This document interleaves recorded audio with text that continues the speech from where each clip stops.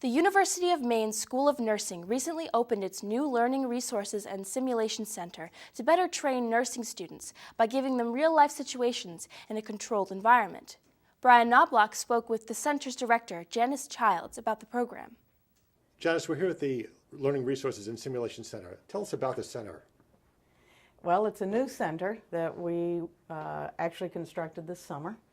And we created a 4-bed simulation lab with mannequins, and then we also created a fundamentals lab, which is on the 3rd floor of the facility. We did this over the summer. And what will be taught here?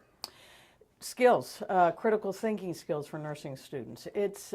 We use these mannequins that are called high fidelity mannequins, and as you can see, they blink, their chest rises and falls. We get breath sounds, heart sounds, bowel sounds, pulses. They actually have fluids that come out of their eyes, their forehead for sweating and so forth.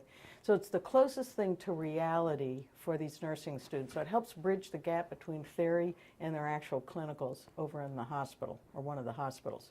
So that creates as real a scenario as we possibly can so they're prepared for the real thing. I've had the pain for a couple of hours now. And what does this typical scenario look like? A student is in here, what happens? So it'll be programmed depending on the level of the student. So for a beginning student, it might be someone who's not quite as acutely ill as for a student that's about ready to graduate. Those students will have a very complex patient, and he'll change. We can make his heart rate change, his breathing change. We can actually cause him to have a cardiac arrest.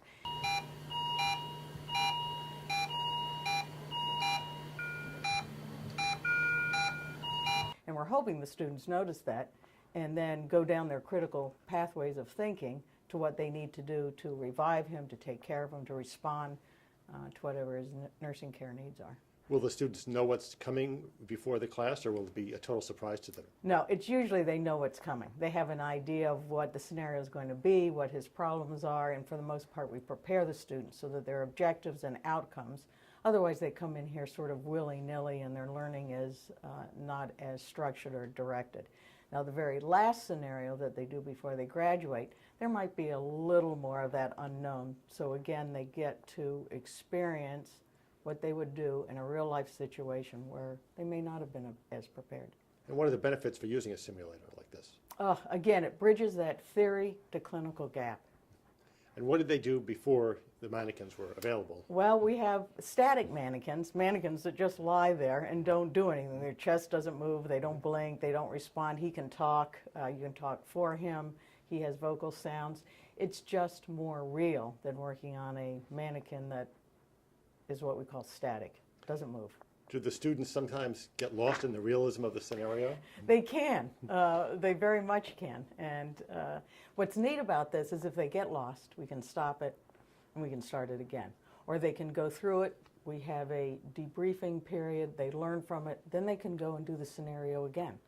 And the learning that happens when you do it the first time and it may be not as guided, then the second time they'll do it correctly, and that's where they learn.